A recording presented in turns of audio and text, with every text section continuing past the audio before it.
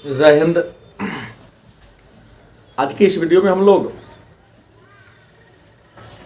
2021 में आयोजित होने वाले बिहार इंटरमीडिएट बोर्ड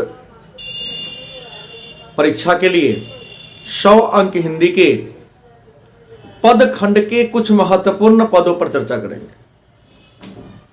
विश्वास है कि इन्हीं पदों में से 100% प्रश्न परीक्षा में आएगा। इस क्रम में आज के इस वीडियो में हम 5 पदों पर चर्चा करेंगे। इसी क्रम में क्रमिक रूप से 10-15 पदों पर चर्चा करेंगे अलग अलग वीडियो में, और इसी 10-15 पदों से कोई 2 पद आपके परीक्षा में आएंगे। तो आज हम जो 5 पद की चर्चा करेंगे, इसमें 2 पद होगा रघुवीर सहाय की रचना अधिनायक से, और दूसरा सुभद्रा कुमारी चौहान की रचना पुत्र वियोग से। तो आइए सबसे पहले चर्चा करें रघुवीर सहाय के 2 पद। पहला होगा राष्ट्रगीत में भला कौन वह। यदि आपसे प्रश्न करें कि राष्ट्रगीत में भला कौन वह भारत भाग्य विधाता है, गौर से सुनेंगे बातों को, कि राष्ट्रगीत में भला कौन वह भारत भाग्य विधाता है, फटा सुथन्ना पहने जिसका गुण हर चरना गाता है। आपसे परीक्षा में मात्र इतना ही प्रश्न पूछा जाएगा कि राष्ट्रगीत में भला कौन वह। पूरा पद आपको स्मरण होनी चाहिए कि राष्ट्रगीत में भला कौन वह भारत भाग्य विधाता है, फटा सुथन्ना पहने जिसका गुण हर चरना गाता है। तो इसका अर्थ लगाने से पहले, अर्थ को लिखने से पहले आपको लिखना होगा प्रस्तुत पंक्ति हमारे हिंदी साहित्य के पाठ्य पुस्तक के पद खंड के अधिनायक शीर्षक पाठ से लिया गया है, जिसके लेखक रघुवीर सहाय हैं। रघुवीर सहाय इस दोहा के माध्यम से कहते हैं, यह दोहा के माध्यम से बताना चाहते हैं कि राष्ट्रगीत में भला कौन वह भारत भाग्य विधाता है,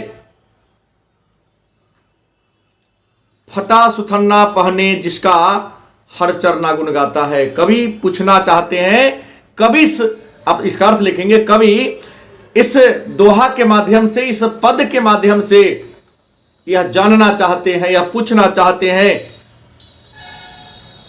कि वह कौन है जो भारत का भाग्य विधाता है। वह कौन है जो भारत का भाग्य विधाता है, वह कौन है जिसका गुणगान हर चरना कर रहा है। हर चरना जो एक गरीब विद्यार्थी है, लाचारी का प्रमाण पत्र लिए जहां तहां राष्ट्रगान गाता है। तो कभी इस पद के माध्यम से कहते कि राष्ट्रगीत में भला कौन वह, राष्ट्रगीत में वह कौन है जो भारत के भाग्य विधाता है, और फटे पुराने कपड़ा पहने हुए हर चरना नामक गरीब व्यक्ति, गरीब विद्यार्थी जो उसके गुणगान कर रहा है, उसके वीरता का बखान कर रहा है, आखिर वह कौन है। तो इतना आपको लिखना पड़ेगा। दूसरा पद है पूरब पश्चिम से आते हैं सप्रसंग व्याख्या करे। इतना ही लिखेगा आपसे, पूरब पश्चिम से आते हैं। पूरा पद आपको याद होना चाहिए। पूरा पद है कि पूरब पश्चिम से आते हैं नंगे बूचे नरकंकाल। पूरब पश्चिम से आते हैं नंगे बूचे नरकंकाल, सिंहासन पर बैठा उनके तमगे कौन लगाता है। ध्यान देंगे, पद को एक बार और सुनेंगे। लिखा है कि पूरब पश्चिम से आते हैं नंगे बूचे नरकंकाल, सिंहासन पर बैठा उनके तमगे कौन लगाता है। आप लिखेंगे प्रस्तुत पंक्ति हमारे हिंदी साहित्य के पाठ्य पुस्तक के पद खंड के या काव्य खंड के अधिनायक शीर्षक पाठ से लिया गया है, जिसके लेखक रघुवीर सहाय हैं। रघुवीर सहाय इस पद में, इस दोहा में कहते हैं कि पूरब पश्चिम से आते हैं नंगे बूचे नरकंकाल, सिंहासन पर बैठा उनके तमगे कौन लगाता है। कवि इसका इस दोहा में, इस पद में कहते हैं कि राष्ट्रीय त्योहार, चाहे वह गणतंत्र दिवस हो या स्वतंत्रता दिवस हो, राष्ट्रीय त्योहार के अवसर पर जो चारों तरफ से आवाज गूंजती है राष्ट्रगीत का, जनगण मन अधिनायक जय है भारत भाग्य विधाता, या अन्य जो राष्ट्रीय गीत वंदे मातरम सुजलाम सुफलाम, ये जो लोग गाते, कौन गाता है? जो गा रहा है वो गरीब है, लाचार है, बेबस है, शरीर पर हड्डी दिखाई दे रहा है, मांस का कोई प्रमाण नहीं दिखाई दे रहा है, और उस गरीब बेबस लाचार के गाढ़ी कमाई के हिस्सा सिंहासन पर बैठे जनप्रतिनिधि राजनेतागण हड़प लेते हैं। कठिन मेहनत परिश्रम करके कमाते हैं, लेकिन इस राष्ट्रगान के नाम पर, समारोह के नाम पर उनका शोषण किया जा रहा है, और मंच पर बैठकर सभी उनके लिए फूले के हार माला लेकर आते हैं। तो ये दो पद हैं। तीसरा पद है आज का, आज दिशाएं भी हंसती हैं, सप्रसंग व्याख्या करें, डॉट डॉट इतना ही लिखेगा, आज दिशाएं भी हंसती हैं, व्याख्या करें। तो यह जो पूरा पद है, आज दिशाएं भी हंसती हैं, पुत्र वियोग से लिया, पाठ से लिया गया है, इसके लेखक सुभद्रा कुमारी चौहान है। पद है कि आज दिशाएं भी हंसती हैं, है उल्लास विश्व पर छाया, मेरा खोया हुआ खिलौना अब तक मेरे पास ना आया।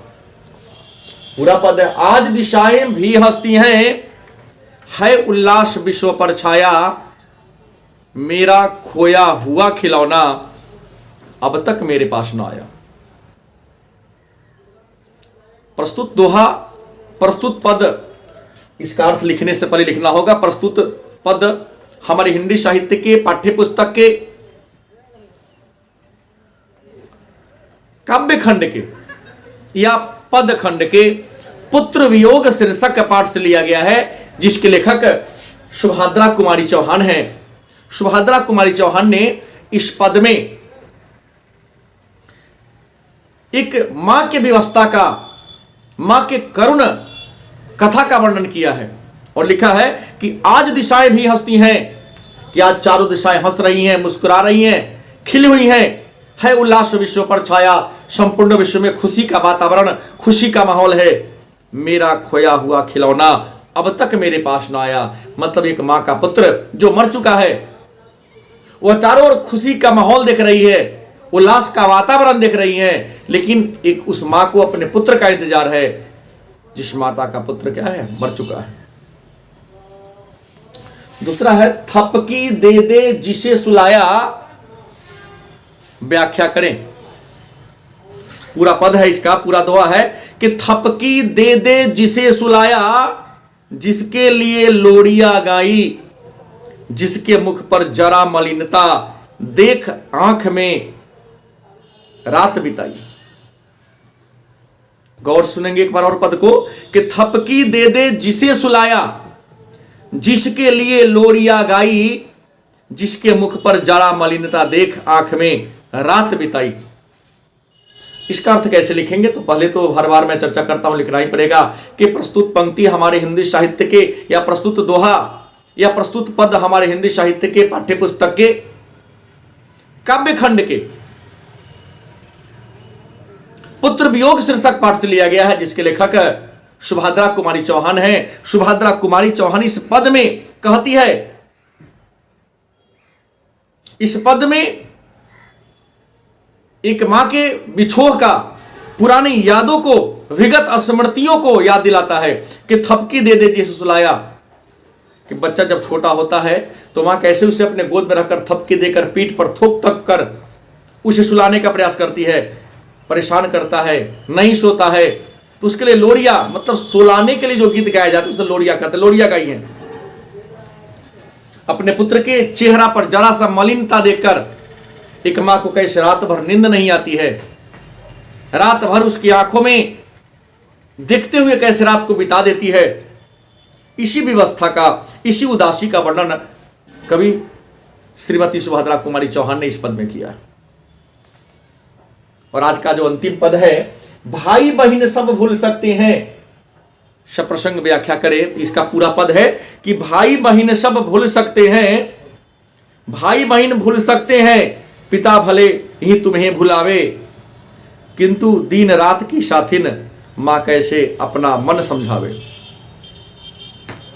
भाई बहन सब भूल सकते हैं, पिता भले ही तुम्हें भुलावे, किंतु रात दिन की साथिन मां कैसे अपना मन समझावे।